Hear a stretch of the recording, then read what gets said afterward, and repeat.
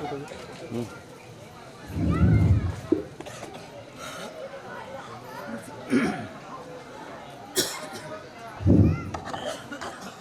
आपण परब्रह्म परमेश्वर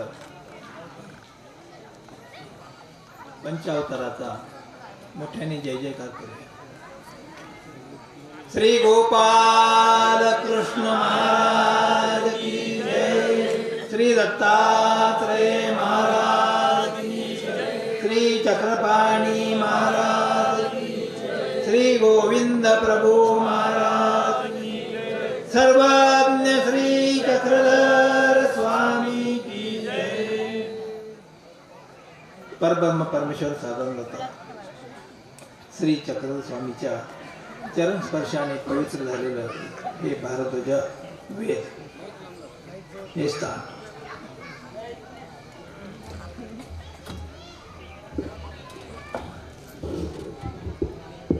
ठीक आहे.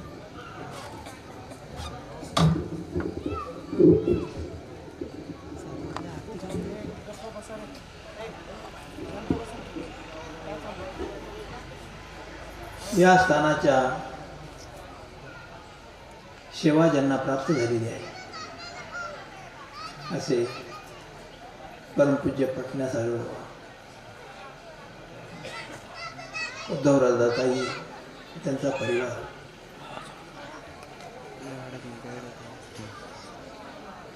त्या सेवेचा मिस करून आजचा हा पालखी सोहळा कार्यक्रम आयोजित केलेला आहे. या सोहळ्याला उपस्थित असलेले आता ज्यांनी आपलं मनोगत व्यक्त केलं असे परमपूज्य पतारे श्रीमंत श्री असनाथ किंवा औरंगाबाद येथील विद्वद्रत्न श्री संतोषमणी भारतभूषण शास्त्री केसराज बाबा, अनंतराज बाबा, बाकीचे सगळे संत महंत तपस्विनी ज्यांच्या प्रयत्नातून सहकार्यातून हा कार्यक्रम करायला असा विषय परिवार, बाकीचे परिवार ज्याचा सहयोगातून हा कार्यक्रम संपन्न होत आहे. या मंदिराला ज्यांनी ज्यांनी प्रयत्न करून सहकार्य केलं ते सर्व राजकीय क्षेत्रामधले जे रोपे साहेब, खोतकर साहेब आणि भुतेकर आणि या खणेपुरे गावातील आदर्श सरपंच, उपसरपंच वगैरे जे काही पदाधिकारी असतील, भक्त मंडळी असतील, त्यांचं मोठं सहकार्य असतं. हे सर्व मंडळी यांच्या सहकार्यातून हा कार्यक्रम उभा झालेला आहे. कार्यक्रमाचा हेतू हाच की जनजागृती झाली पाहिजे, सत्य हे की समाजापर्यंत गेलं पाहिजे, मनुष्याच्या जीवनाचा खरा अर्थ समजला पाहिजे.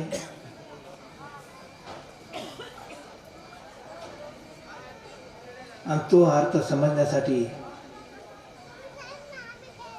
तत्वज्ञानात्मक कार्यक्रमाची आवश्यकता असते. कथारूपाने अनेक कार्यक्रम होत असतात, त्या कथेमध्ये रंजक होत असतं, परंतु तत्वज्ञानाचं म्हणजेच आपल्या जीवनाचा अर्थ काय आहे हे समजणं आवश्यक आहे.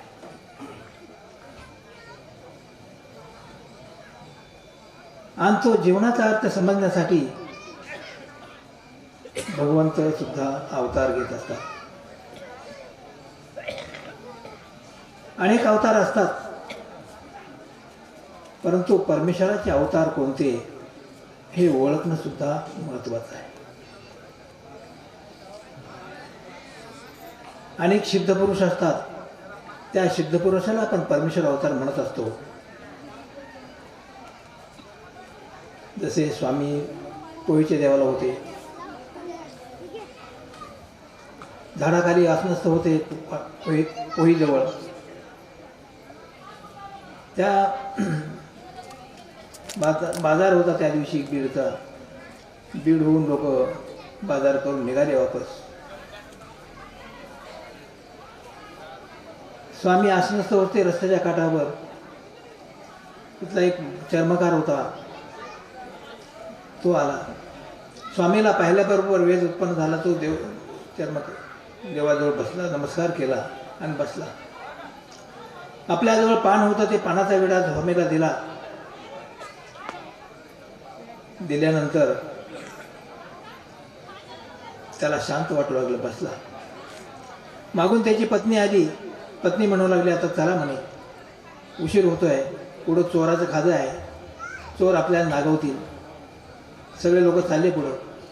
तो म्हणतो बस थोडंसं, तो म्हणतो बस थोडंसं. पुन्हा पुन्हा झालं. हे झाल्यानंतर पत्नी म्हणली, आता काही तुम्ही येत नाही का म्हणे. नाही येत म्हणे. मग फेडा माझा मातीचा हात, म्हणजे मला सोडचिठ्ठी द्या म्हणे.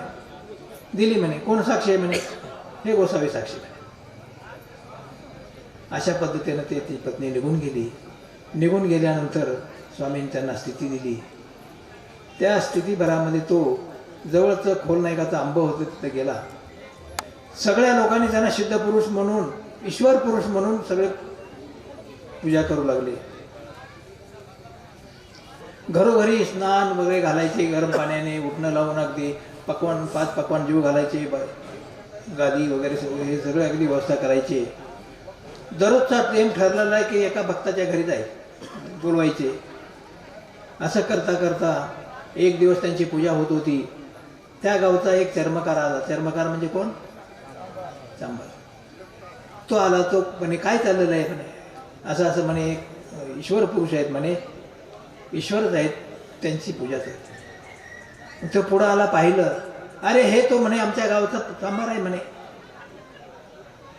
आमचा गोती आहे म्हणे, हे आमके नाव आहे त्याचं, आमकं आहे, तसं आहे, असं म्हणू लागला. मग सगळे गाव चलबिचल झालं. गाव विटाळला म्हणून सगळे गाव. त्यावेळेला जातीभेदाचे बंधन फार मोठं होतं.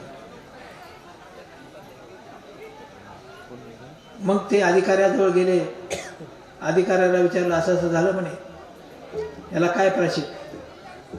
त्यांनी काय पाहिलं, पंचांग वगैरे काय ज्याचं बाळ वगैरे असं ते पाहिलं. ते म्हणे ह्याला मृत्यूदंड द्यायचा, परंतु चुनखड्यामध्ये द्या म्हणे. मग खड्डा खोदला, त्याच्यामध्ये त्याला बसवलं, चुनखडी टाकले आणि वरून खाली रिचवायला लागले. सगळा गाव जमा झाला. जमा झाल्यानंतर बाहेरून एक आला मनुष्य बाजारपेठेतून. काय करताय म्हणे हे. असं असं म्हणे गाव विटाळला, त्याला मृत्यूदंड देतोय म्हणे, प्रायश्चित खाल्लं. अरे तो तर म्हणे बाजारात खेळतोय म्हणे, त्याच्या गळ्यातले फुलाचा हार सुद्धा सुकला नाही म्हणे. सगळे जगती पाहायला त्यांच्याकडे गेली आणि पुन्हा ईश्वर पुरुष म्हणून त्याची पुन्हा पूजा करायला लागले. तो फार मोठा ईश्वर म्हणून नावालोकार. असे सिद्ध पुरुष असतात. त्या सिद्ध पुरुषात सिद्ध दाखवतात, चमत्कार दाखवतात, लोक ईश्वर पुरुष म्हणून मानतात. परंतु परमेश्वराचं जे उद्धारणाचं ज्ञान आहे, जीवाच्या उद्धार करण्याचं ज्ञान आहे, ते देऊ शकत नाही. आणि ते ज्ञान देण्यासाठी परमेश्वराची ओळख झाली पाहिजे, परमेश्वराचं ज्ञान झालं पाहिजे, तरच ते होऊ शकतात. आणि अशी सिद्ध पुरुषाची पूजा जगामध्ये पुष्कळशी चालू आहे. आणि त्याच्यामुळं काय झालेलं आहे, खऱ्या ज्ञानापासून मनुष्य दूर गेलेला आहे. आणि दुसरी गोष्ट अशी की आपण कोण आहे हे समजणं आवश्यक आहे. आणि त्याच्यासाठी भगवद्गीता ही वाचली पाहिजे. भगवद्गीताचं वाचन नसलं पाहिजे, अभ्यास केला पाहिजे. आपल्यामध्ये पारायण करायची सवय फार आहे. 15 अध्याय पुष्कळचा पाठ आहे, 12 अध्याय पाठ आहे, अमकं पाठ आहे, तमकं पाठ आहे, मला गीता येते, पुष्कळशी येते असं म्हणतात. परंतु गीता 15व्या अध्यायात काय सांगितलेलं हे बहुतेकाला माहिती नाही. आणि तसं असल्यामुळं आपल्याला जीवनाचा खरा रस्ता सापडत नाही. आणि तो रस्ता सापडण्यासाठी सखोल अभ्यास असणं आवश्यक आहे, तत्वचिंतन असणं आवश्यक आहे. आणि ते तत्वचिंतन करण्यासाठी मार्गदर्शन सुद्धा तितकंच आवश्यक आहे. आता जास्त काही सांगत नाही, उशीर झालेला आहे, परंतु एकच सांगतो की आता इथं बसलेले आहेत ते सगळे मोजके आहेत, अधिकारी जीव आहेत आणि त्यांच्यावर प्रसाराची जबाबदारी आहे. पंथ पुढं कसा न्यायचा, काय करायचं, लोकांमध्ये जागृती कशी करायची हे त्यांनी ठरवलं पाहिजे. त्या दृष्टीनं भगवद्गीतेचा प्रसार समाजामध्ये जाण्यासाठी महत्त्वाचा आहे. एक स्मृती आहे, आचार्यांनी सांगितलं की भगवद्गीते करून ईश्वरावर प्रतिताली आणावी, मग ब्रह्मविद्या सांगावी, हा सिद्धांत आहे. ईश्वरावर जोपर्यंत प्रती येत नाही, ईश्वर कोण ओळखता येत नाही, तोपर्यंत त्यांना ब्रह्मविद्या सांगून उपयोग नाही. म्हणून भगवद्गीता ही माध्यम आहे आणि भगवद्गीता ही सगळ्याचा धर्मग्रंथ आहे. सर्व मान्य करतात, सर्व मान्य आहे आणि त्याच्या माध्यमातून आपण बाकीच्या लोकांपर्यंत जाणं आणि त्यांना सत्य समजावून सांगणं हे महत्त्वाचं आहे. भगवद्गीतेचा आपला धर्मग्रंथ आहे, हिंदूचा धर्मग्रंथ आहे म्हणतात, परंतु भगवद्गीतेप्रमाणे वागणारे फार कमी आहेत. भगवद्गीतेचा अर्थ ज्ञानेश्वरी आहे. ज्ञानेश्वरीमध्ये सुद्धा एकनिष्ठ भक्ती सांगितलेली आहे, एका परमेश्वराची भक्ती सांगितलेली आहे. अनेक देवाची भक्ती करणाऱ्याला वेश्या म्हणलं नाही ज्ञानेश्वराने, अनेक ठिकाणी म्हणलेलं आहे. परंतु तिकडं लक्ष न देता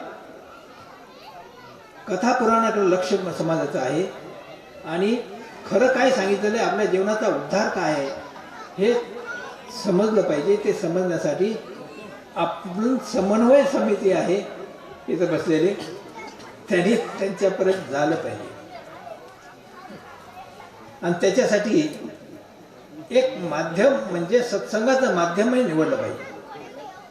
सत्संगाच्या माध्यमातून आपण अनेकापर्यंत पोहोचू शकतो.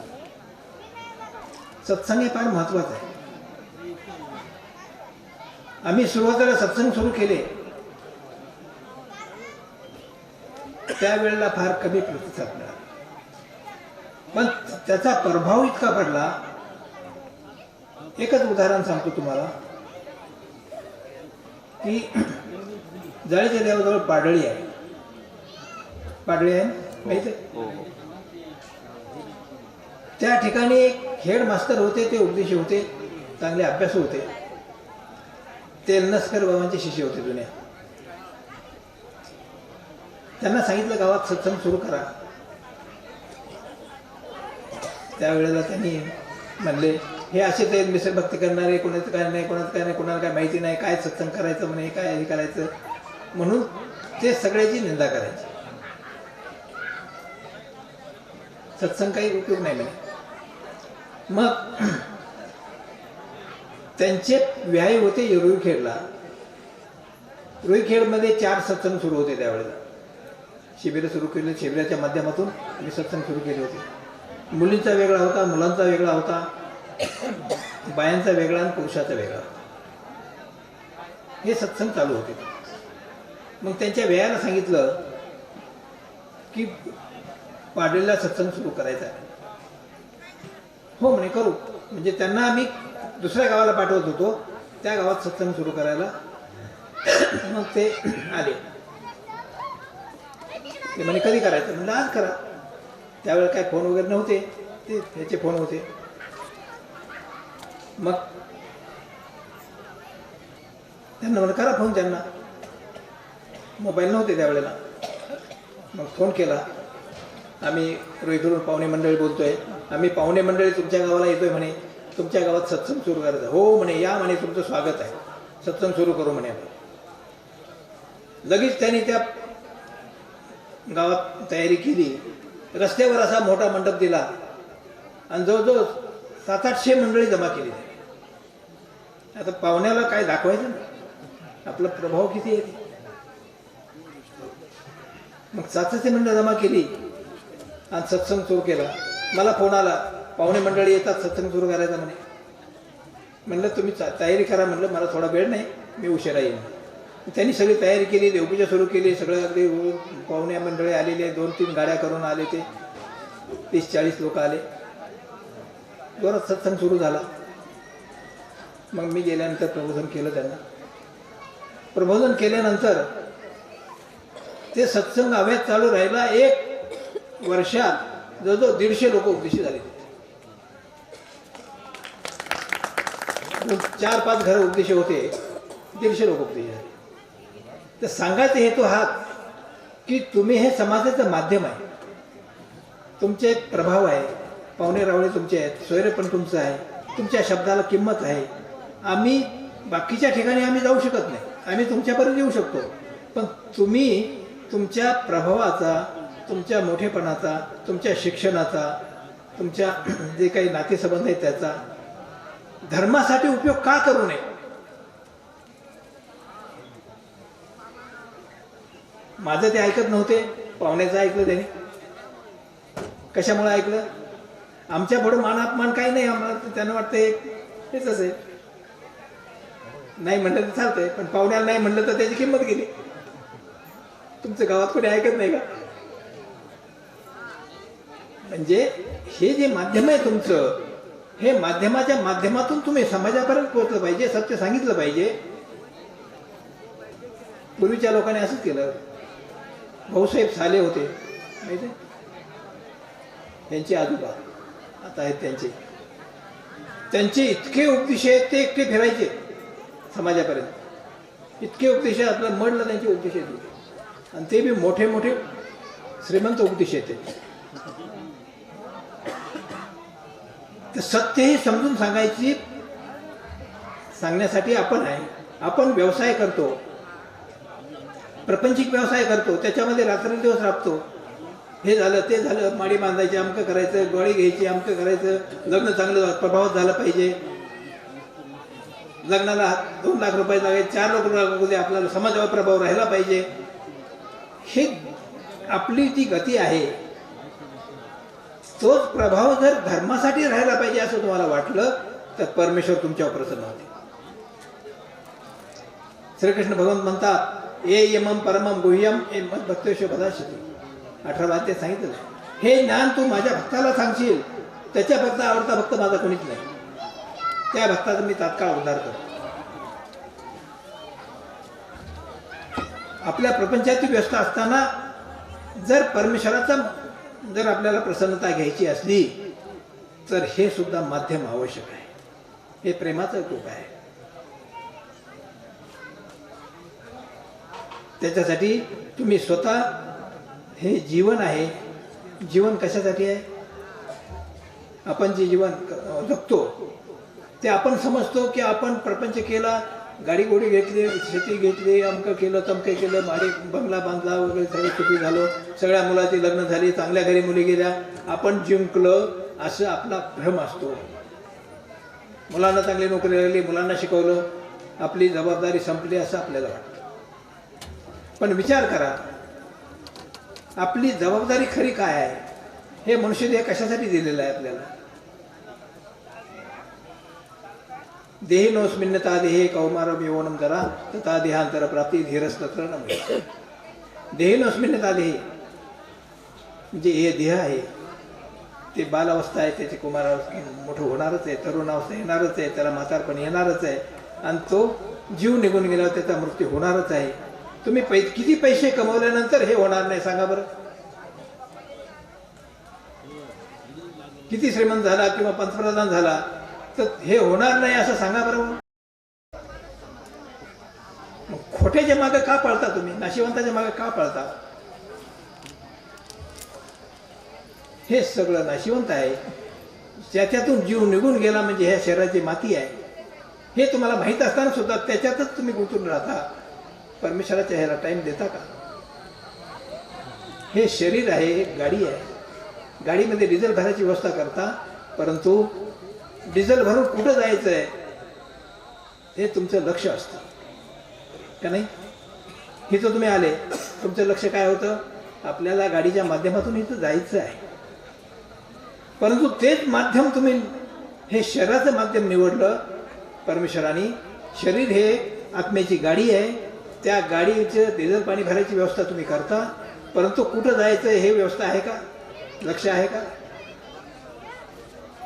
त्या गाडीच्या माध्यमातून आपल्याला आत्म्याला मोक्षाला न्यायचं आहे, ह्याच्यासाठी ही गाडी दिलेली आहे, हे आपण विसरून जातो आणि त्याच्यासाठी आपण किती त्रास करतो. जीवनात आपण वेळच नाही म्हणतो. विचार करा, 100 मार्काचा पेपर आहे, 100 मार्काचा पेपर आहे. विद्यार्थ्याला पासिंगला किती लागतात? 35 लागतात. तसं तुम्हाला 100 वर्षाचं आयुष्य दिलेलं आहे, मनुष्य देह दिलेलं आहे. 100 वर्षाच्या आयुष्यामध्ये मनुष्य देहामध्ये कशासाठी दिलेलं आहे? जीवाच्या उद्धारासाठी. पोट तर पशुपक्षी भरतात, कुत्रे मांजरे भरतात, संसार करतात, त्याचं महत्त्व नाही. जीवाच्या उद्धारासाठी हे 100 वर्षाचं आयुष्य दिलेलं आहे. त्याच्यामध्ये तुम्हाला किती मार्क पडतील सांगा बरं?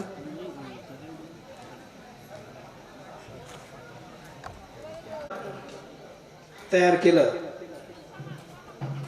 धर्माला पक्क केलं, त्यांनी जन्मभर जे केलं ते त्याला तर लागणारच आहे, पण त्याचं 100% कमिशन तुम्हाला मिळणार आहे. लगेच तुमचे 4 चे 8% होते. 2 ला केले तर 12% झाले. 4 ला तयार केलं किती टक्के झाले? 16% झाले. तुमची टक्केवारी लगेच वाढते.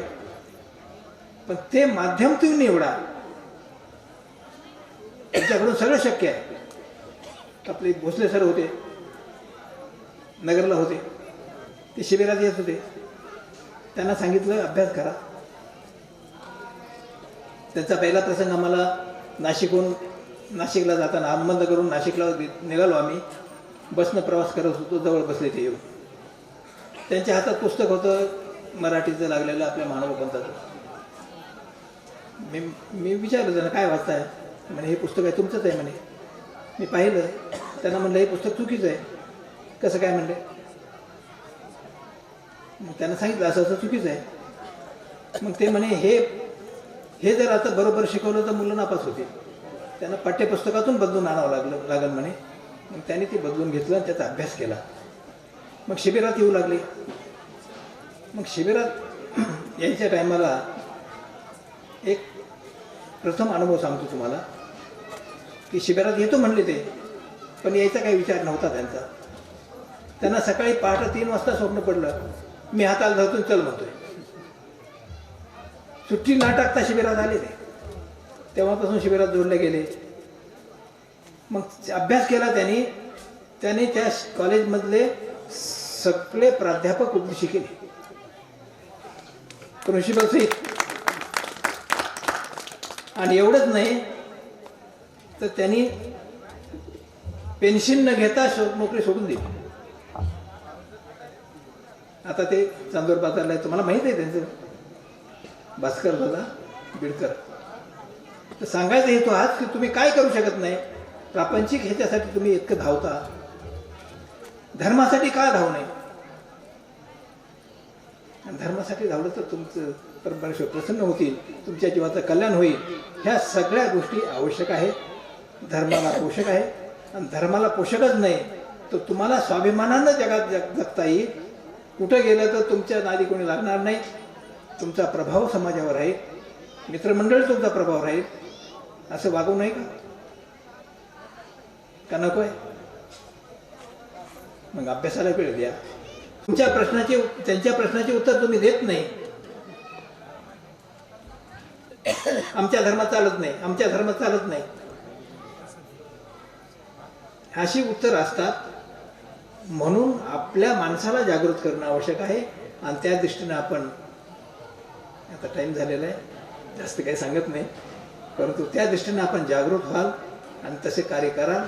निश्चितच आपल्याला परमेश्वर सहाय्य करतील, आपल्याला तशी शक्ती देतील आणि आपल्याकडून प्रेमदायक विधी घडवून आपल्याला प्रेमदान देवो अशी परमेश्वरावर प्रार्थना करतो. आणि हा कार्यक्रम ह्या जागृतीसाठीच आहे. यांनी नामस्मरण 108 कोटी नामस्मरण करून हे मंदिर बांधलेलं आहे. त्या स्मरणाची ताकद ह्याच्यामध्ये आहे. ती ताकद त्या ठिकाणी स्मरण केल्यानंतर तुम्हाला समजेल की त्याच्यामध्ये किती शांतता मिळते त्या जागेवर. ज्या ठिकाणी साधू बसतो, स्मरण करतो, त्या ठिकाणी तुम्ही जाऊन बसा, तिथं एकदम शांतता वाटते, ती जागा सुद्धा शांत होते. तशा दृष्टीनं आता आपण प्रयत्न करा, निश्चितच आपल्याला यश मिळेल. काही लोक करतात, करत नाही असं नाही, प्रयत्न करत आले, आतापर्यंत धर्माचे धुरा वाहत आले म्हणून हा पंथ जगाच्या पाठीवर गेलेला आहे, मर्यादित नाही आहे. परंतु परिस्थिती अशी आहे, शास्त्रीने सांगितल्याप्रमाणे, की आपले उपदेशी मंडळी आहेत, ते जागृत झाले पाहिजे, त्यांना धर्माचं ज्ञान झालं पाहिजे. म्हणजे हे जी काही संकोचित भावना समाजाविषयी जे तेढ निर्माण झालेली आहे, ते तेढ निघून जाईल. ते निघून जाण्यासाठी ज्ञान असणं आवश्यक आहे. आणि त्या ह्याचा ज्ञान असल्यानंतर काय परिणाम होतो, एकच गोष्ट सांगतो तुम्हाला. असे हजारो गोष्टी आहेत. जाळीच्या देवाजवळची मासुळची एक मुलगी होती. ती मुलीनं शिबिरामध्ये 5-6 शिबिरं केले आणि 5वी-6वीत असताना उपदेश घेतला. आता मुलीला उपदेश देत नाहीत, परंतु तिने घेतला उपदेश. आता वडील काय मला म्हणू शकले नाही. मग ते उपदेश घेतल्यानंतर तिच्या लग्नाच्या टायमाला एके ठिकाणी मुलगी दिल्यानंतर त्याने हुंडा परत आणून दिला. हुंडा दिला असं सगळं झालं होतं, तारीख काढायची फक्त राहिली होती, परत आणून दिला. ते म्हणजे तुमची मुलगी नको म्हणे. वडील म्हणे आमचा अपमान झाला म्हणून माझ्याजवळ आले, असा अपमान झाला, उपदेश झाला म्हणून, असं त्याचं ग्रह तसं झाला त्यांचं. मी म्हणलं काय झालं सांगा. ते म्हणे असं झालं. मी सांगितलं त्यांना की तिनं उपदेश घेतला म्हणून देवाने तिला सहाय्य केलं, त्यांचा हुंडा सुद्धा परत आणून दिला ना. पैसे कोण परत आणून देतं का? हुंडा परत आणून दिला. म्हणलं तो मुलगा नक्कीच वाईट चालीचा असला पाहिजे. नाही म्हणे आम्ही पाहून दिला. म्हणलं त्याच्या शेजारच्या घरी विचारा. कोणाच्या? मुलाच्या. ते खोटं बोलत नाही. तो मुलगा इतका वायात होता की रात्रभर घरी येतच नव्हता. सगळे व्यसन होते त्याला. कुणी वाचवलं? उपदेश दिला म्हणून वाचले ना. मग दुसरीकडे दिले जालन्याकडे. ते कट्टर वारकर पंथाचे होते. मग ही मुलगी जाऊन तिथं ज्ञानेश्वरी वाचत बसायची. मग कुजबूज सुरू झाली. ही मुलगी भानुभाव पंथाची ज्ञानेश्वरी वाचत बसते. मग म्हणजे आम्ही शिबिरामध्ये ज्ञानेश्वरी वगैरे सगळं, म्हणजे ती मुलगी कोण्या घरी जाणार आहे, कोण्या घरी गेल्यानंतर काय करायचं, हे सगळं ट्रेनिंग शिकवतो आम्ही त्याच्या शिबिरामध्ये. एक विषय घेत नाही आम्ही, जो तत्वज्ञानाचा किंवा धर्म कसाही घेत नाही, त्याच्या जीवनामध्ये साफल्य कसं मिळेल हा दृष्टिकोन ठेवत असतो आम्ही शिबिरामध्ये. त्याच्यामुळं हजारो मुलींनी उपदेश घेतला, एकीची तक्रारी आली. 1-2 वर्षात उपदेश होतात. मग कुजबूज झाली. मग सासऱ्याने विचारलं तिला, तू ज्ञानेश्वरी कशी करायची मानव पंथाची? ती म्हणे ज्ञानेश्वरी ही मानभाव पंथाची, तुमची नाही म्हणे. तिनं सांगितलं. कसं काय म्हणे? मग तिनं काढून दाखवलं. एका देवाची भक्ती करायची सांगितलेली, अनेक देवाची भक्ती करणार, वैश्य समान आहे वगैरे वगैरे सगळं. ते शिबिरात त्यांनी मुद्दे काढून दिलेले होते त्यांना. मी ते सगळे सांगितले. अरे म्हणे आम्ही इतके दिवशी ज्ञानेश्वरीचं पालन करतो, आम्हाला हे माहीत नाही, तू सांगते म्हणे. तिचा इतका प्रभाव पडला घरामध्ये. मग ती ज्ञानेश्वरी वाचायची, ती समजून सांगायची. असं करता करता 1 महिन्यात 50-60 लोकांना घेऊन जाळी देवाला घेऊन आली.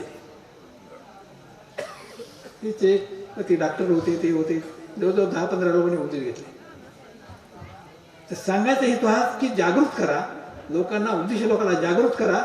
जागृत केल्यानंतर ही सगळं निघून जाईल. त्याच्यामध्ये आपली तेढ फक्त अज्ञानाची आहे. आपण त्यांना योग्य प्रकारे सांगू शकत नाही आणि त्यांचे प्रश्नाचे उत्तर आपण देऊ शकत नाही. आता मुलगी त्याच्या घरी गेली, मला चालत नाही, मला देवदेव करत नाही, मला देवदेवीची भक्ती चालत नाही, मला ते करायला चालत नाही. अरे का चालत नाही सांगा ना. समजून सांगितल्यानंतर कोण ऐकत नाही.